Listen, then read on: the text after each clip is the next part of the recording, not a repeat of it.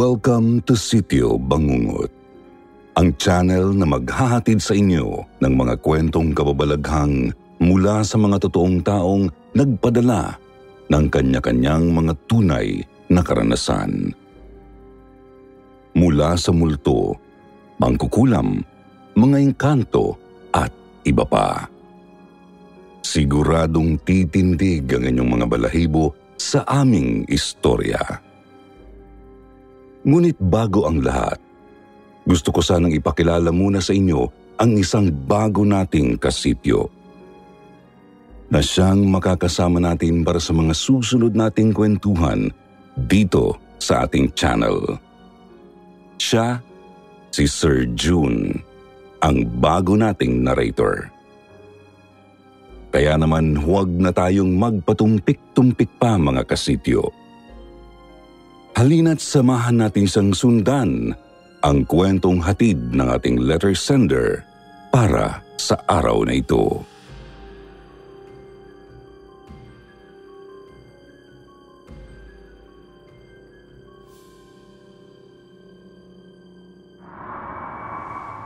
Ang huling alay. Magandang araw sa inyong lahat. Hello rin sa lahat ng mga present at nakikinig sa oras na to sa programa ng Sitio Bangungot. Tawagin niyo na lang sana ako sa pangalang Elton, isang 45 years old na seaman na tubong Quezon Province. Sir June, hindi naman ako lumaki sa yaman nung bata pa ako.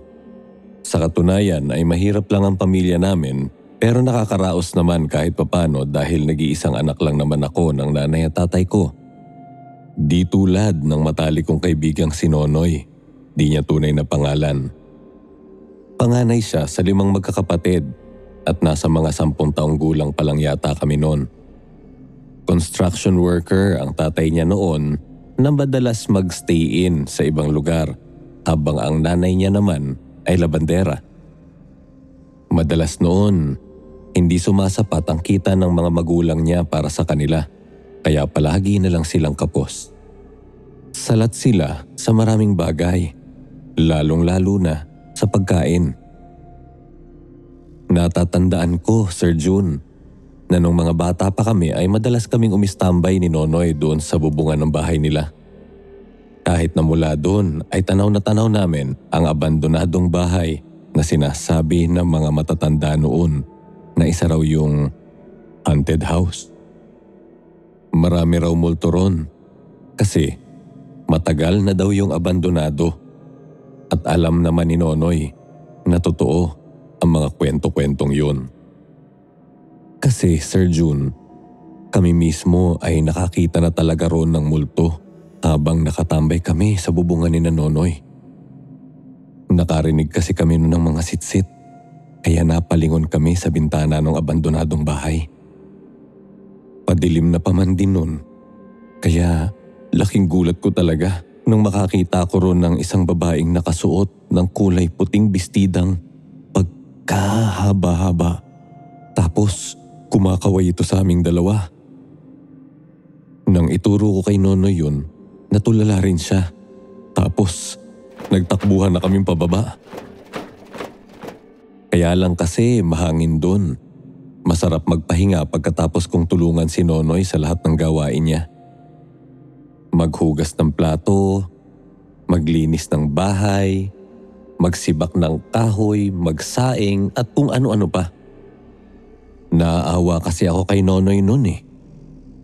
Alam kong sa edad namin ay gustong-gusto pa niyang maglaro. Pero hindi niya magawa dahil sa mga responsibilidad na maagang iniatang ng kanyang mga magulang sa kanyang balikat.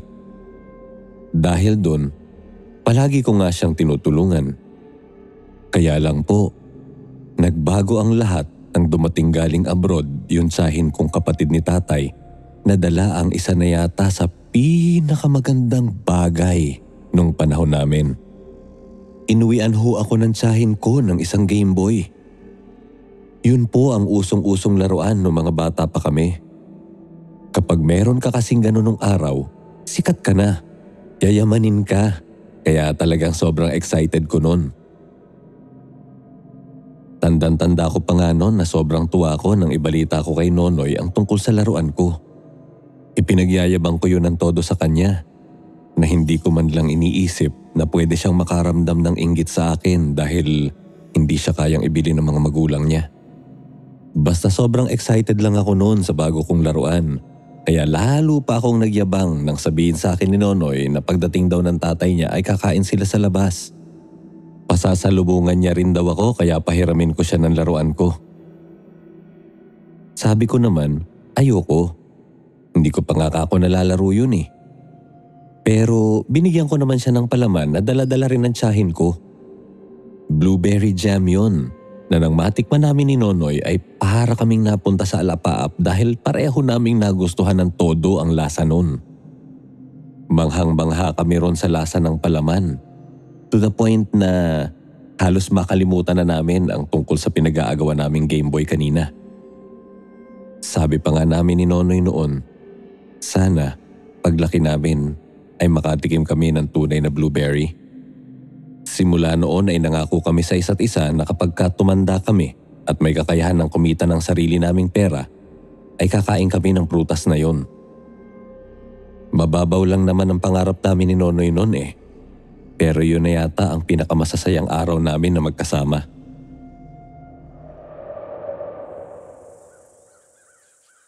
Isang araw, mga bandang 4:00 na yata ng hapon nun, nang bigla akong puntahan ni Nonoy sa amin. Eksakto namang kagigising ko lang galing sa siesta ko dahil napuyat ako sa kalalaro ng Game Boy kagabi. Sabi ni Nonoy, samahan ko raw siyang maghanap ng gulay dun sa bakuran ng abandonadong bahay. Kasi wala raw silang ulam para sa hapunan at walang iniwang pera ang nanay nila sa kanila bago umalis. Mananalbos na lang daw siya ng kamote ron. Mangunguha siya sa halaman ni Mang Boy, ang matandang caretaker ng abandonadong bahay na mahilig magtanim. Ayoko sanang sumama nun kay Nonoy. Gusto ko na agad maglaro ng Game Boy ko, kaya lang kinulit niya ako. Sa huli, napilitan na lang akong sumama. Nang makapuslit kami sa loob ng bakuran ng abandonadong bahay, nakaramdam agad ako ng bigat sa pakiramdam. Kaya sabi ko kay Nonoy, bilisan niya. Baka kasi may magpakitang multo sa amin. Lalo na't nakarinig kami agad ng mga kalabog at kaluskos sa loob ng bahay. Kung hindi ko lang talaga alam na matagal nang walang nakatira ron, iisipin ko talagang may nakatira ron sa loob ng bahay na yun. Kasi kapag pala nasa malapitan ka, mapapansin mo rin pala ang pagpapatay-sindi ng ilaw sa loob ng bahay. Matagal na rin naman pong walang linya ng kuryente ron. Kahit si Mang Boy na caretaker nun, hindi pumapasok sa loob eh. Nagmadali kaming umikot dun sa taniman ni Mang Boy. Kaya lang Sir June, wala naman kaming nakitang tanim dun. Nakatiwangwang lang yung lupa at mukhang kaaasarol lang nun. Mukhang naunahan na kami ng may-ari sa pangunguha at balak na niyang taniman ng bago. Ang naandun lang sa bakuran, Sir June, ay yung parang mga may itim na bungang bilog na mukhang aratiles. Kaya lang maasul-asul ang kulay nun na parang kakulay ng duhat. Pero ang pinakakamukha talaga ng bungang yon ay yung blueberries. Tulad ng nakita naming picture na nakadikit dun sa blueberry jam na dala ng tiyahin kong galing abroad. Sabi ko kay Nonoy, yun na lang muna ang kunin niya. Total, mukha naman yung masasarap. Lamang tiyan din naman yun habang hinihintay nila ang pag-uwi ng nanay nila. Kaya yun ang ginawa ni Nonoy. Kumuha siya ng mga bungang yun, Sir June. Tapos iniwi niya yun sa kanila. Nagtakbuhan pa nga kami noon pauwi. Dahil pagkatapos niya makakuha ng bunga, ay bigla na lang bumukas ang bintana at mga pintuan ng bahay. Sabay-sabay talaga, Sir June. Tapos nakarinig kami na sumisigaw. May sinasabi yung sigaw pero hindi naman namin maintindihan kaya nagtatakbo na lang kami. Hindi ko na ihinatid pa uwi noon si Nonoy sa kanila at dumiretso na lang ako pabalik sa amin.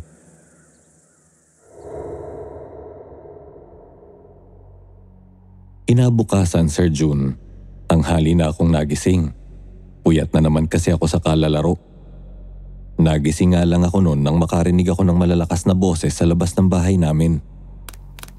May mga nagtatakbuhan ding kapitbahay. Bumangon ako.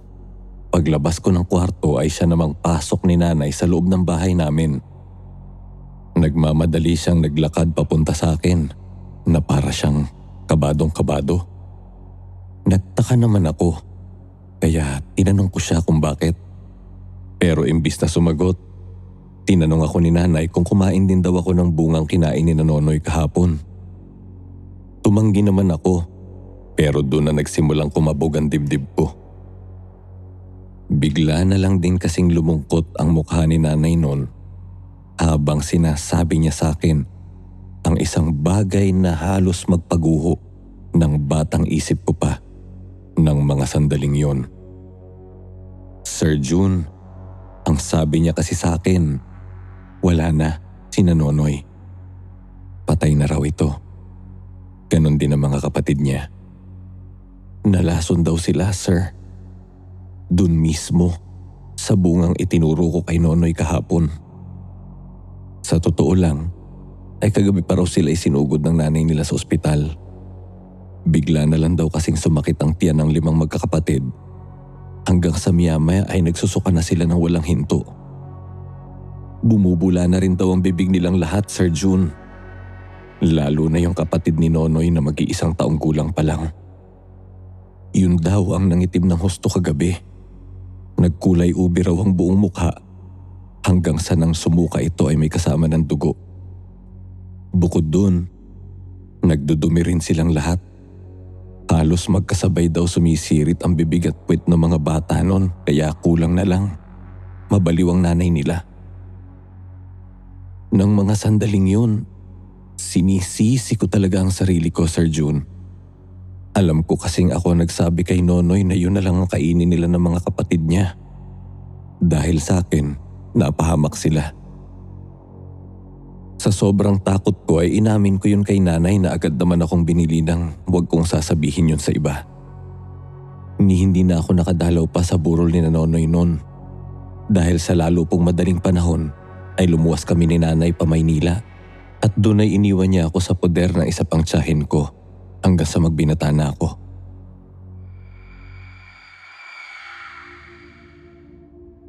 Sobrang naging malaki ang impact sa akin ng pangyayaring yon, Sir June. Pagkatapos ng nangyari kay Nonoy ay nahirapan lalo akong makipagkaibigan sa iba. Kaya tumanda na akong tahimik. Pagka-graduate ko ng college ay hindi ko na naisip ang magtrabaho rito sa Pilipinas ng matagal. Kumuha lang ako ng 1 taong experience dito. Pagkatapos ay nag-abroad na ako. 19 years din akong nagtrabaho noon sa Brunei bilang isang electrical engineer. Nag-ipon ako ng pera ron at ibinuhos ko ang lahat ng oras ko sa pagtatrabaho para lang umangat ang buhay naming mag-anak.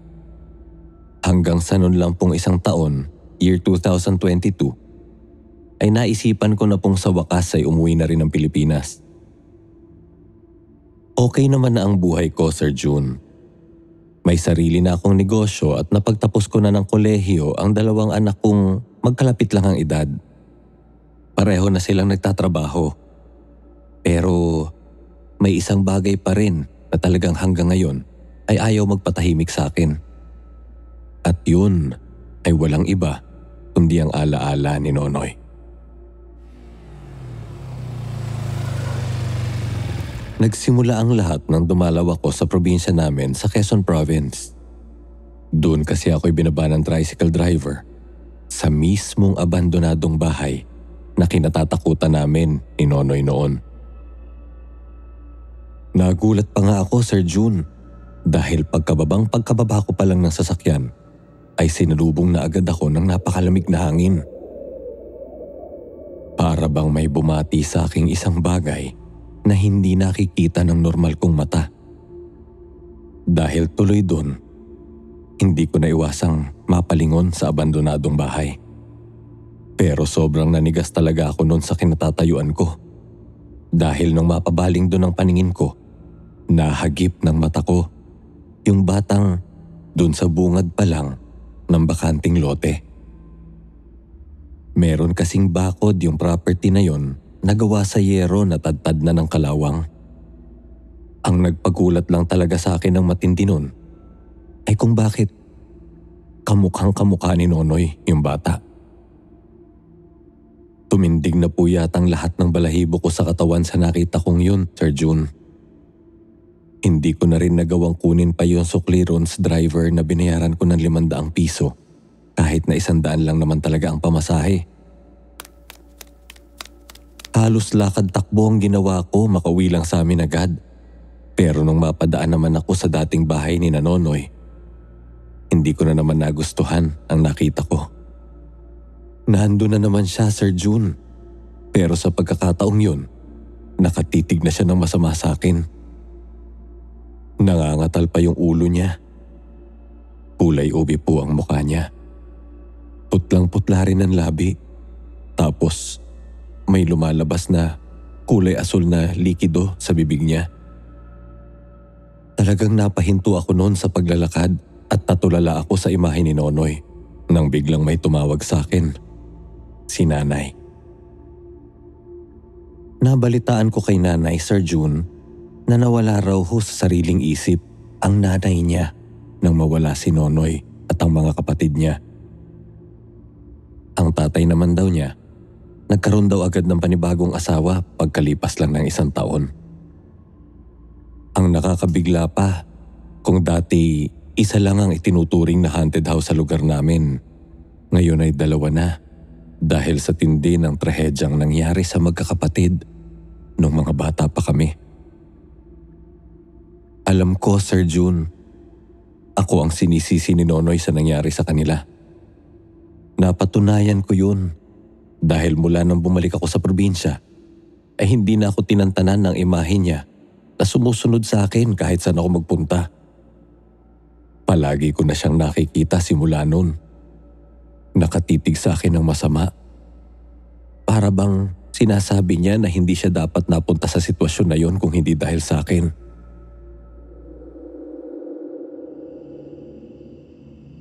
Isang gabi nga, Sir June, sa kalagitnaan ng pagkakatulog ko, bigla na lang akong naalimpungatan. Nagising ako kasi parang natutuyan ako ng lalamunan. Pero nang magmulat ako ng mata, ang bumungad sa akin ay ang mukha ni Nonoy. Nagtatagis ang mga bagang niya habang nakadamba siya sa ibabaw ko. Halos lumuwa ang mata niya sa galit. Napanganga na ako. Sisigaw na sana ako pero ngumanga rin si Nonoy at lumabas mula ron sa napakalaki niyang bunganga ang kulay itim at napakalagkit na likidong dumiretso sa bibig ko. Napakapait ng lasa nun at napakasangsang din ho ng amoy. Halos hindi na ako makahinga habang dumediretso sa lalamunan ko yung likidong yun kaya nagkakawag na ako. Panay ang kalampag ng hinihigaan kong papag pero bigla akong sinakal ni Nonoy. Talagang nilukob na ng matinding takot ang dibdib ko. Dahil akala ko, yun na rin ang katapusan ko, Sir June. May mga naririnig akong boses noon sa paligid pero wala naman ako nakikitang ibang tao. Ako at si Nonoy lang ang nakikita ko. At kahit anong sigaw ko ay wala talagang nakakarinig sa akin. Sir June, nakita kong may tumulong dugo mula sa mata ni Nonoy. Tapos, inila niya yung dila niya. Ngumanga rin siya ng pagkalaki-laki noon. Tapos, pinilit niyang ipasok ang kamay niya sa lalamunan niya. Para siyang may kung anong dinudukot mula roon. Hanggang sa miya-miya, biglaan niya nalang inilabas mula roon ang ilang piraso ng bilog at maitim na bunga na naging dahilan noon ng pagkamatay nilang magkakapatid. Iniabot niya yon sa akin habang umiiyak. Pinakakain niya ako. Sobrang bigat ng nararamdaman ko sa dibdib ko noon, Sir June. Napaiyak ako sa sobrang pagkakakonsensya. Mukhang gusto ni Nonoy na pagdusahan ko ang kasalanan ko sa kanya, kaya gusto niya rin akong kumain ng bungang yun. Wala naman akong magawa. Para nang pinipiga ang puso ko noon kaya inabot ko na lang ang bunga. Ilalapit ko na sana yon sa bibig ko para kainin yon. Nang bigla na lang akong nakaramdam ng napakatinding kirot sa daliri ko sa paa. Sa sakit na naramdaman ko noon, Sir June, bigla na lang akong nagising sa masamang panaginip na yon. Habol-habol ko ang hininga ko. Tagaktak ako ng pawis. Tapos, napalilibutan ako ng mga kamag-anak ko. Sabi sa akin ni nanay, binabangungot daw ako. Kanina pa raw ako umuungol, pero hindi nila ako magawang gisingin kaya kinagat na ng pinsan ko ang hinlalaking daliri ko sa paa. Laking pasasalamat ko sa ginawa nila. Ikinuwento ko sa kanila ang nakita ko sa panaginip ko. Ang sabi naman sa akin ni nanay, huwag daw akong maniwalang si Nonoy yon dahil imposible raw magalit sa akin ng kaibigan ko. Pwedeng ginagamit lang daw ng isang masamang elemento ang pagsisisi ko sa nakaraan para takutin ako. Ganon daw kasi ang mga demonyo. Nabubuhay sila sa takot natin, kaya gagawin nila ang lahat para panghinaan ka lang ng loob.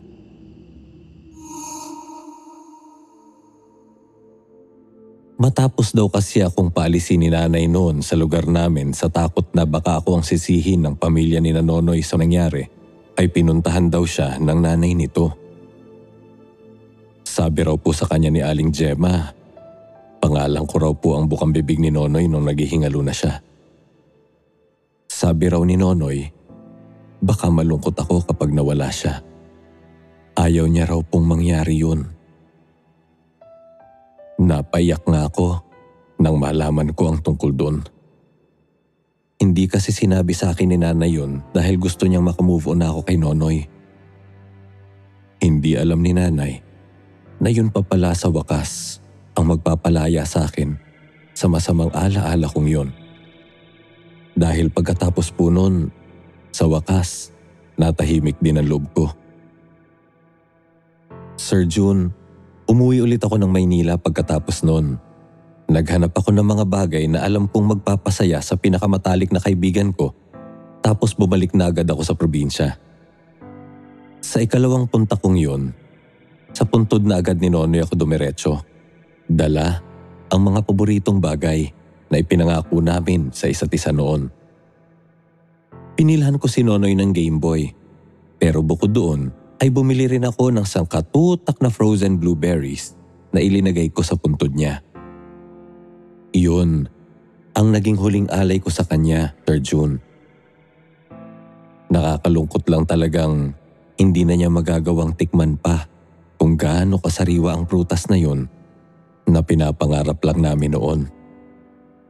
Ganun pa man, alam kong masaya na siya ngayon. Magkikita pa naman kami pagdating ng araw.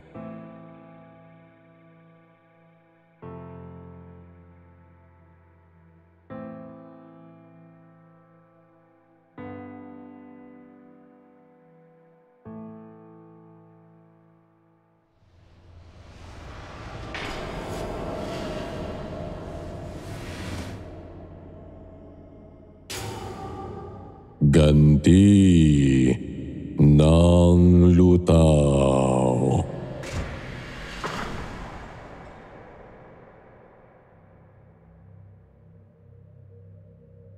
Magandang gabi sa inyong lahat, Sir June. Matagal na akong nanonood sa channel ninyo pero ngayon ko lang naisip na mag-share ng sarili kong kwento.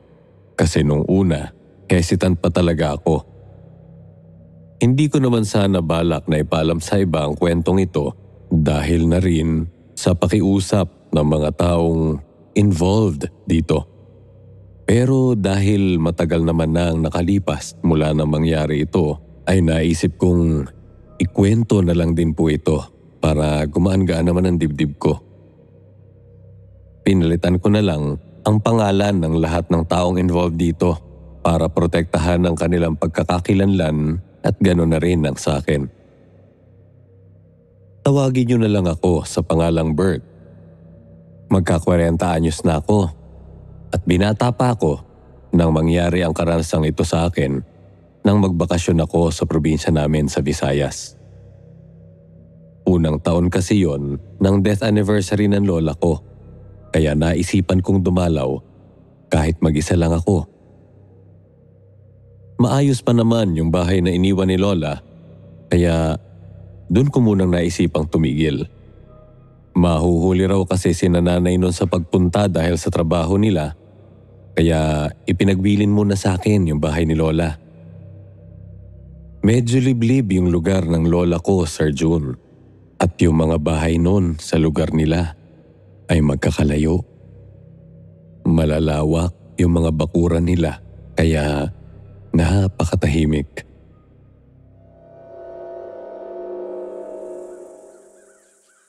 Kinabukasan, pagkatapos kong makarating sa probinsya, dumalaw agad ako sa sementeryo kung saan nakalibing si lola. Mga hapon na rin nung makarating ako. Bukod kasi sa lubak-lubak yung daan, maputik din at madamo. Malayo-layo rin kasi ang sementeryong yon dun sa lugar ni na lola, kaya nahirapan ako. Pagkarating ko ron, para akong binagsakan ng langit at lupa.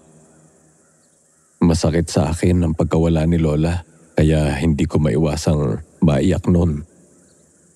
Si lola kasi ang nagpalaki sa akin noon sa Maynila habang nasa abroad si nanay, at binata na ako nang bumalik siya ng probinsya namin. Mga ilang oras pa akong nanatili sa puntod ni lola. Ikinuwento ko sa kanya ang buhay ko sa Maynila pati na ang pag-aaral ko. Hanggang sa nagpasya na sana akong umalis nang makita ko naman ang isang babaeng umiiyak. Di kalayuan sa pwesto ko. Nakaupo siya sa isang puntod. Sapo-sapo niya yung mukha niya. Nakasuot siya ng mahabang bestidang hindi ko malaman kung kulay gray ba yun o kulay puti. Pansinin din kasi yung babae. Dahil napakahaba ng buhok niya. Halos sumasayad na sa lupa. Medyo nakaramdam ako ng awa sa kanya, kaya linapitan ko siya at kinausap ko na rin. Tinanong ko kung ayos lang ba siya at bakit siya umiiyak, pero hindi naman siya sumasagot. Naisip ko baka ayaw pa istorbo, kaya umalis na lang din ako at ipinagpatuloy ang pag-uwi ko. Pero nung nagsisimula na akong lumakad pa uwi, hindi pa man ako nakalalayo sa sementeryo, ay naramdaman kong parang may sumusunod sa akin. Panay pa nga ang lingon ko nun sa likod ko, pero wala naman akong makita kaya ipinagsawalang bahala ko na lang. Nung makabalik ako sa bahay, tsaka ko lang nakita na naandun na rin sa labas yung babaeng nakita ko kanina dun sa may sementeryo. Natanawan ko siyang nakatayo sa may pintuan nung pinakamalapit naming kapitbahay. Nakilala ko siya dahil sa mahabang buhok niya na hanggang talampakan pala niya kapag nakatayo siya. Ang nasa isip ko pa nga nun ay baka kamag-anak lang nila. Siya siguro yung inaakala kong sumusunod sa akin kanina. At nagkataong nagkapareho lang pala kami ng daang pauwi. So, nagkibit balikat na lang ako at tuluyan na akong pumasok sa bahay. Pero miya-miya, Sir June, bigla na naman akong napadungaw doon sa may bintana nang makarinig ako ng sigaw galing doon sa kabilang bahay. Nagulat ako kasi sobrang lakas ng sigaw. Tapos, nakita kong pilit pong itinataboy ng kapitbahay naming si Aling Tess yung babae kanina, na ngayon po ay tinatawag niya na bilang Elena. Napataas talaga ang kilay ko kasi minumura niya rin yung babae. Tinatawag niyang peste, yawa, animal at iba pa. Siyempre, nakaramdam naman ako agad ng awa kaya umiral na naman ang pagiging pakialamero ko at dinapitan ko sila. Nagtanong ako kung anong problema, tapos sinaway ko si Ate Tess. Kaya lang po, nagulat ako sa bigla niyang isinagot sa akin. Ang sabi niya sa akin, Hindi na raw dapat umuwi sa kanila si Elena. Matagal na raw nila siyang kinalimutan. Ayaw na raw po nilang makita ito ulit. Kaya hayaan ko na lang daw siyang itaboy ang panganay niyang anak. Kako naman, bakit? Hindi naman yata tama yun. Kawawa naman kako yung babae. Sabi ko pa pag-usapan nila ang problema nila. Pero sinamaan lang ako ni Aling Tess ng tingin. Dinuro pa niya ako. Ang sabi niya, wag daw akong magsalita dahil wala naman daw akong alam. Hindi ko raw naiintindihan ang sitwasyon. Doon na ako biglang napalingon kay Elena. Kakaiba nga ang itsura niya. Pero ano ba kako ang mali sa kanya? Pero bigla na lang akong nagulat at natakot nang masipat ko mula ron sa pwesto ko na lumutang si Elena. Umahakbang siya habang nagtatalo kami ni Aling Tess. Pero sobrang nanglaki ang mata ko nang makita kong hindi lumalapat ang paa niya sa lupa. Papalapit siya noon kay Aling Tess at mukhang balak na sakalin ang sarili niyang nanay. Doon na biglang sumigaw si Aling Tess. Tinawag niya ang asawa niyang nasa loob ng bahay. Tapos inutusan niyang tumawag daw ng pastor dahil bumalik na naman daw si Elena. Si Elena na matagal nang sumakabilang buhay. Pero muling bumangon sa morgue nung araw na idiniklara siyang patay sa ospital. Sobrang nabigla talaga ako noon sa nangyari. Lalo na nang makita ko si Elena na parang may hinahanap sa loob ng bahay ng nanay niya. Sabay labas naman ng isang binatilyong pupungas-pungas pa noon ng mata na mukhang kagigising lang mula sa isang mahabang siesta. Kahit siya, gulat na gulat din nang makita si Elena. Pero biglang nangilid ang luha niya. Kung di lang ito pinigilan ni Aling Tess, baka linapitan pa nito si Elena eh. Dahil doon, muli tuloy sumugod si Elena sa nanay niya. At doon kami nakakuha ng tiyempong ikulong siya sa loob ng bahay habang hinihintay naming bumalik ang asawa ni Aling Tess na si Mang Onyok. Doon ko muna sila pinatuloy sa bahay ng lola ko. At doon na rin ikinuwento sa akin ng mag-anak kung ano ang sikretong matagal din daw itinago ng kanilang pamilya.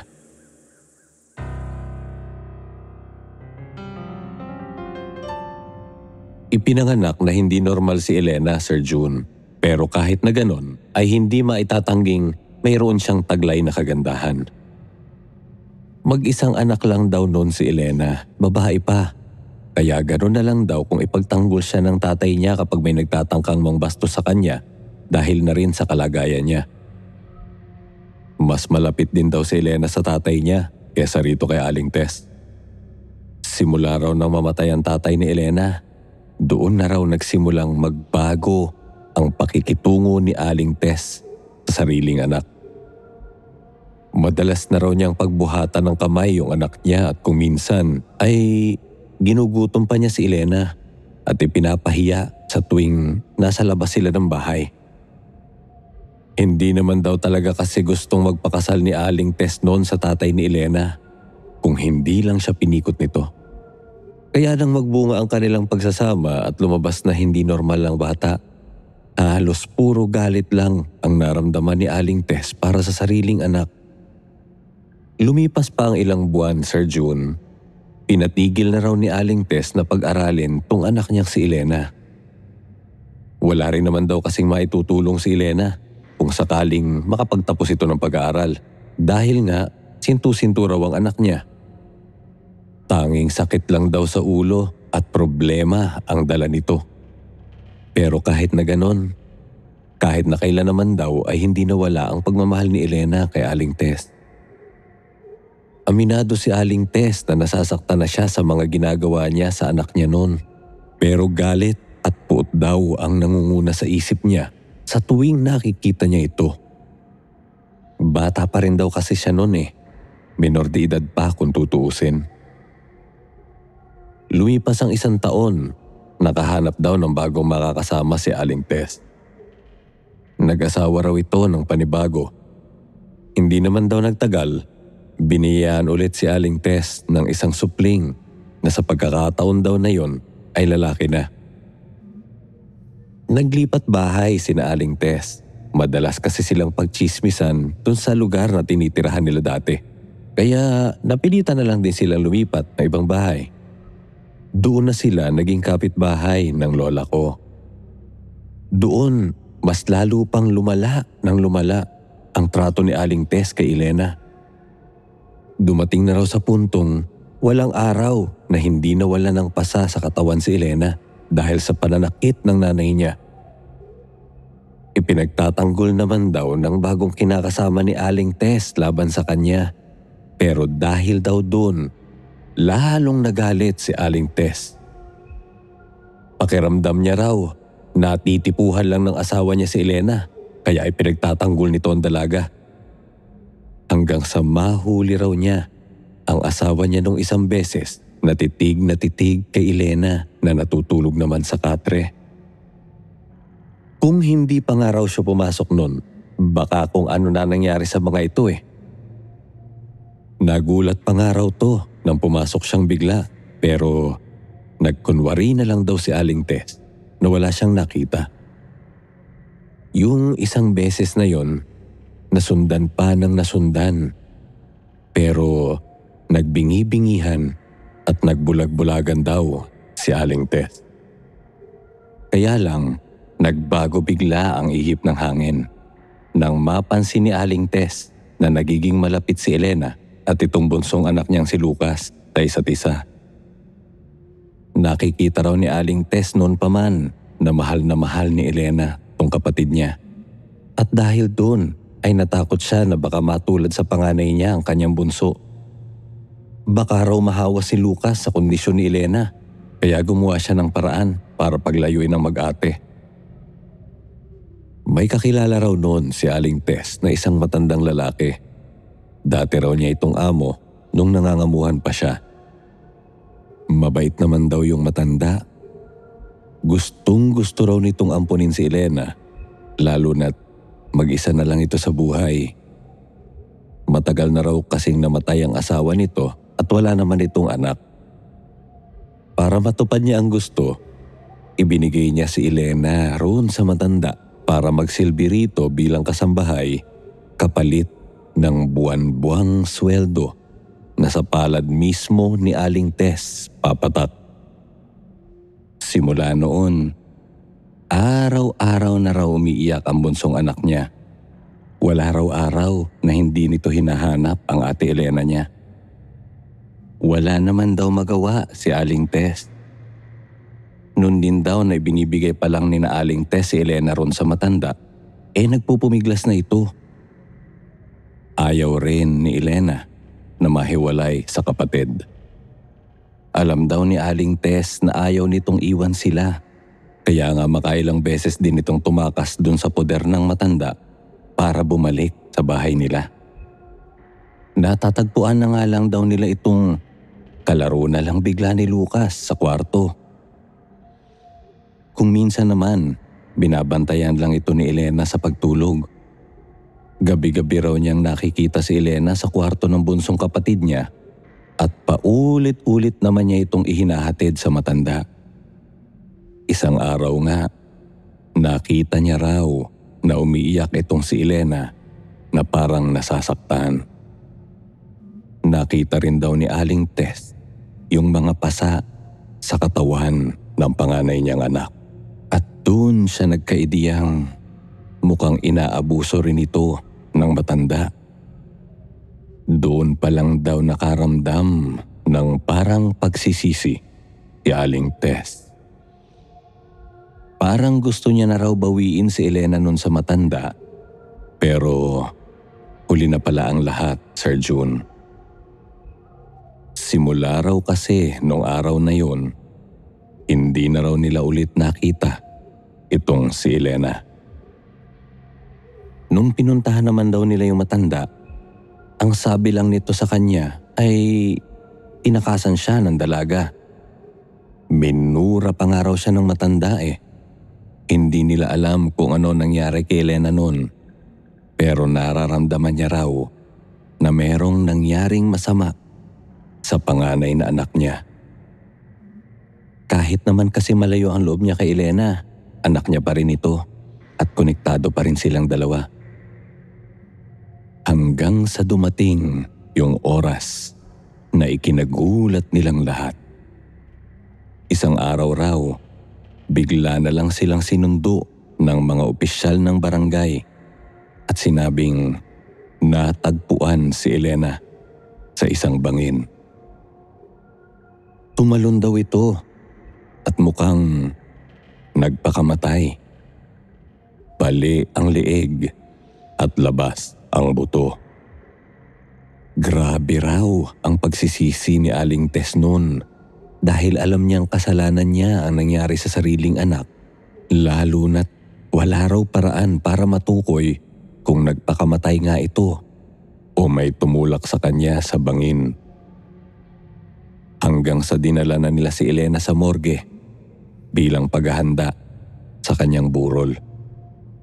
Pero roon na raw nagsimula ang matinding kababalaghan, Sir June.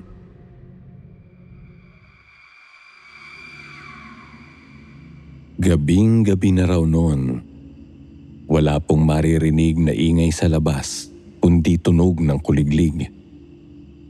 Katatapos lang daw kumain ni Aling Tess at ng asawa niya noong mga oras na yon.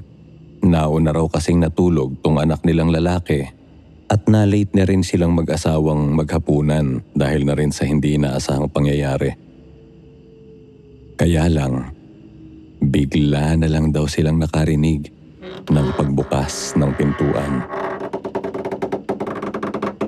Nakita raw ni Aling Tess na biglang natulala ang asawa niya, kaya nagtaka siya. Paglingon niya, nanlaki raw ang mata niya nang makita ang anak niyang si Elena na nakatayo mismo sa harapan nila. Nakatingin lang daw to sa kanila nang walang emosyon.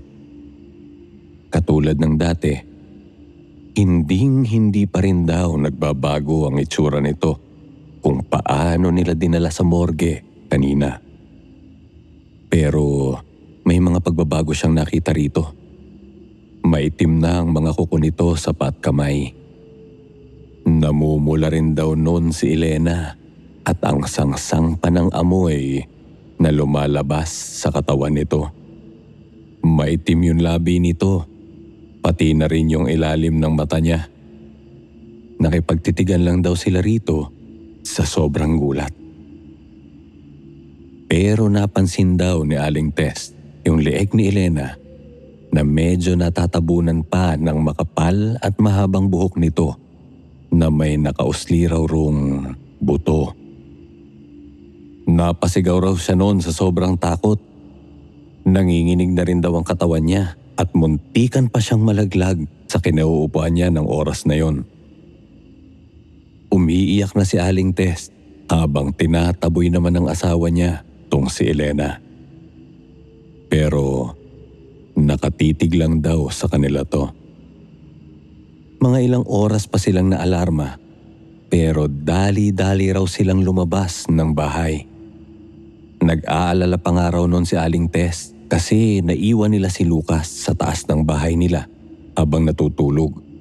Pero hindi na nila magawang bumalik pa sa loob. Pumunta na lang daw kaagad sila sa albularyong kakilala nila dati. Sinabi raw nila rito ang nangyari at ikinagulat naman daw to ng albularyo. Dali-dali nitong tinignan si Elena. Kahit yung albularyo, takot ding lumapit sa kanya. Naging lutaw na raw ang anak nila. Isang bangkay na muling bumangon. Ang sabi pa ng matanda, wala na raw talagang pag-asang magamot pa si Elena dahil patay na raw talaga ito. Ang magagawa na lang nila ay itali raw ang mga paa nito at lagyan ng batong pabigat tapos takpan ang mata ng lutaw bago ito dalhin sa ilog o malalim na dagat at itapon para hindi na makabalik pa. Sinunod daw ni na Aling Tess ang payo ng albularyo sa kanila. Dinala raw nila si Elena sa malayo at doon ilinigaw. Itinulak daw nila ang katawan nito sa dagat bago sila umalis nun. Napanatag naman daw sila kasi hindi na raw muling nagparamdam pa tong si Elena hanggang sa araw na yun nang sumunod nga ito sa akin pauwi mula sa sementeryo. At yun na nga, nang makarating ang pastor na ipinatawag ni Aling Tess, ay nagulat din ito sa nakita. Ang sabi pa ng pastor, mayroon daw ginawang hindi maganda si Aling Tess, kaya gano'n na lang ang galit sa kanya ni Elena. Hindi tumigil sa pagpiglas noon si Elena. Sobrang lakas niya. Para siyang hindi bangkay. Hindi siya kayang mag-isa ni Mang Onyok, kaya kahit na natatakot at nang didiri na ako noon kay Elena, tumulong na rin ako sa pag-awat sa kanya. Kailangan daw kasi siyang mapainom ng agwa bendita para nang sa wakas ay matahimik na ang katawang lupa niya. Yun ang sabi ng pastor, Sir June. Pero sobrang hirap talagang pigilan ni Elena. Talagang titig na titig lang siya ron kay Aling Tess, na panay naman ang hingi ng tawad sa anak. Sabi niya, matagal na panahon na rin naman daw ang lumipas, kaya sana ay manahimik na ito at magpahinga. Pero para talagang gusto siyang isama ni Elena sa hukay. Bigla kasi itong nakawala sa pagkakahawak namin, tapos ay sinugod niya si Aling Tess at pinagsasakal. Halos bunuti niya na rin ang lahat ng hibla ng buhok nito kasama ang anit sa tindi ng pagkakasabunot niya sa sarili niyang ina. Wala na kaming nagawa nun, lalo na ako. Natulala na nga lang ako noon eh. Damang-dama ko ang galit ni Elena sa nanay niya. Hanggang sa miya-miya, lumabas galing sa bahay ni Lola tong bunsong anak ni na Aling Tess, si Lucas. Umiiyak nang makita ang ate niya. Lumapit siya kay Elena, yumakap habang umiiyak at hinihiling na tumigil na ito. Sinabi pa ni Lucas na mahal daw niya ang ate Elena niya. Lumambot namang bigla yung reaksyon ni Elena at laking gulat namin nang lumuha siyang bigla. Tapos ininom niya yung agwa benditang ibinibigay ng kapatid niya. Dito na parang nalusaw yung katawan ni Elena. Kumalat sa lupa yung parang nakadidiring likido na galing sa katawan ni Elena na may napakasangsang na amoy. Pagkatapos, nakita na lang namin yung mga buto-buto niya na biglang bumagsak sa lupa, kasabay ng pagiging abo ng iba pang parte ng katawan niya. Di ko kinaya yun. Talagang naduwag ako. Sobrang laki ng takot ko noong mga panahong yun. Kaya kahit hindi pa nakakauwi si nanay, ay nauna na akong bumalik ng Maynila.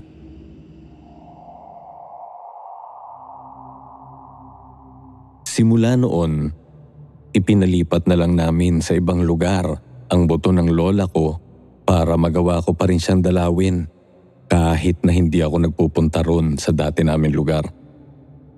Sa ngayon, hindi ko na alam kung ano nangyari kina Aling Tess pagkatapos noon.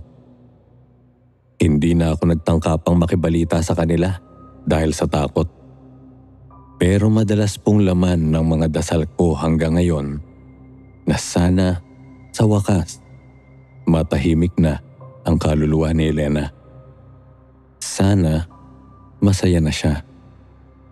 Kung sakali man pong mapili niyong basahin tong kwento ko, sana ay mag-enjoy kayo at sana ay matulungan niyo kung alayan ng dasal si Elena.